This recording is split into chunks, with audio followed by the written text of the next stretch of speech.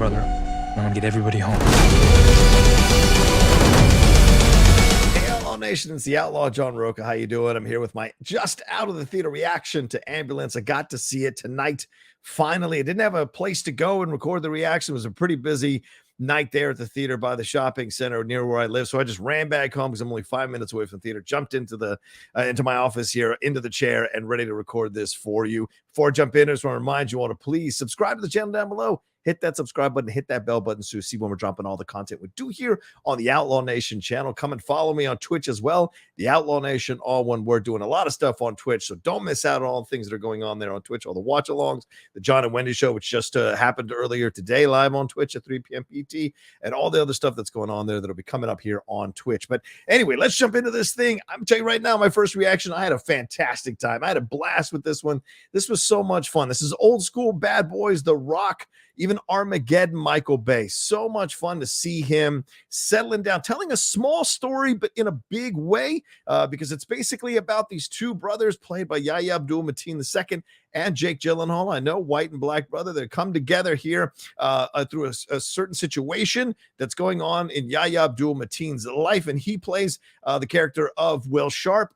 Danny Sharp is who Jake Gyllenhaal is playing. So Will is a war hero who kind of rejected what his family was, and we find out that Danny Sharp is a bank robber, has been a professional bank robber for quite some time, and their father, because it seems like Will was adopted into the family at a very young age, their father was a very ruthless bank robber. So clearly, Will wanted to go another direction. He's got a wife and a young child. He went into the military, became a war hero. Well, he's having trouble affording a surgery, so he goes to his brother to ask for help, and it happens to be on the day when his brother needs an extra person to go on this bank robbery for $32 million downtown. So you get maybe 10 to 15 minutes of getting to know these guys separately, and then, or maybe 10 minutes of getting to know them separately, and then boom, you're right into kind of meeting them, seeing their connection, seeing their relationship, obviously as brothers. And we do get flashbacks to them as young kids and whatever. We see them kind of interacting with each other, kind of lay the groundwork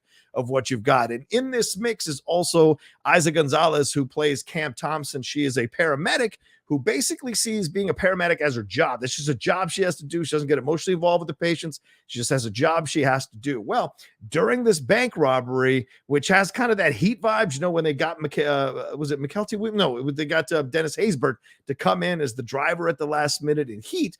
They kind of get Yahya Abdul Mateen's Will Sharp to come in last minute to be a part of all of this. Danny uses family guilt to essentially put him into this mix.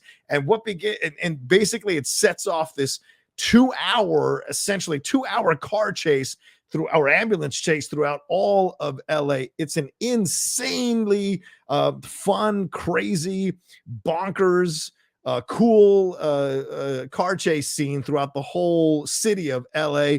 Cops are involved, the SWAT teams are involved, helicopters are involved, like a mini tank, whatever those things are that slam through the doors that the LAPD has, all these cop cars. A lot of explosions, a lot of car crashes. And there's a reason why they're not just ramming cars into the ambulance. The ambulance is carrying a person in the ambulance. I'm not going to reveal who that person is because I think it's essential to the plot. I don't want to spoil anything, but they're carrying the person in there, and that's what keeps them going down this road, keeps them going, and not, keeps them staying alive and not getting absolutely just smashed and shot up to pieces. And as this is going along, we're getting more and more of the relationship between Danny and Will and their connection and what they went through, and reestablishing their relationship. And Eiza Gonzalez here, such an essential part of this movie, and I'll talk about her in just a second, but this relationship between Jake and Yahya is really well done between the both of them. This is why you cast this way and get two really great actors who understand you're not going to have a lot of time setting up this relationship. So you're going to be setting it up and developing it as the film goes along through all the things that are going on. And so there's really some really great moments between the both of them where you really sense the connection between them and the love between them and the frustrations between them because they went their separate paths. That I think is really essential to the movie. This could have been an easy, just cheesy shoot 'em up film. It's based on a 1990 Danish film, so it could have just been this kind of soulless exercise in action sequences. But those two really ground the film in a brotherly love relationship that I think works really well. But the star of the film for me is Eiza Gonzalez. Look, I've seen Eiza in other things. I've been impressed and not so impressed depending on the project. I thought she was not that good in Godzilla versus Kong, but I thought she was good in Baby Driver, and I wanted to see a little more of that and some more levels here. And we get some great levels here. She has this inner strength, this quiet confidence, this steel spine. She does have moments of vulnerability and fear, but also peppered in is this desire to take control of situations, the desire to help people.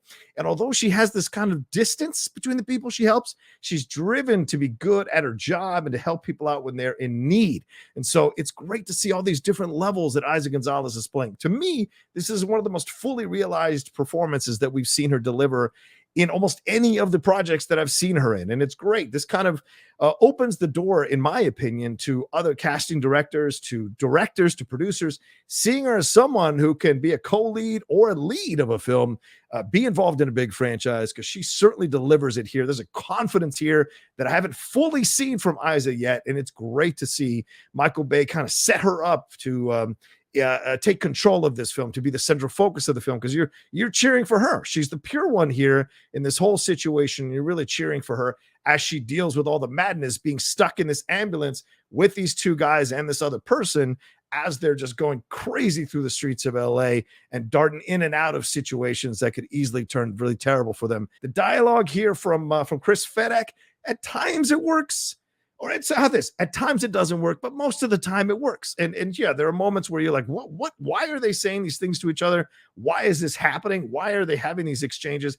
But the thing is, the rest of the film is so good that those moments don't take you out of it. Those moments just remind you that this is a Michael Bay film. And there's even some meta moments where characters in the film are referencing Michael Bay movies. So it's a weird kind of universe within universe, or wheels within wheels type of situation, but it never takes you fully out of it. All right, so my rating for this one as a Michael Bay film, again, I'll say that as a Michael Bay film, I give this thing about 4.5 cowboy hats. It's a fun Michael Bay film. It's a blast. Now, as an overall film, I reduced it a half of a hat here to drop it to 4 cowboy hats. It's fun. It accomplishes what it wants to set out, what it sets out to do, and it takes you on a fun ride. And the ride never gets old. At least for me, it never got old. I never caught myself looking at my watch or wondering when this was going to end.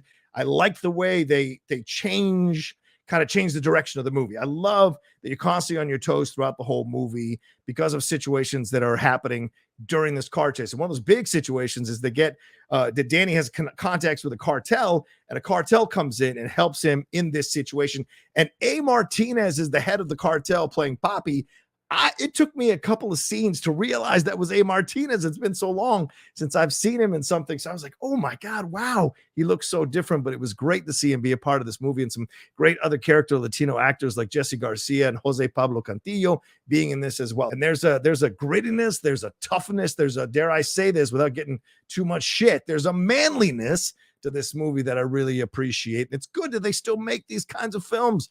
You can do all these other, I'm cool with the Coda films. Obviously, I love those Coda films, or the other films that really explore the human condition and all of that, like Drive My Car. But damn it, there's room for movies like this as well. All right, well, there's my out of the theater reaction. Let me know what you thought of the movie.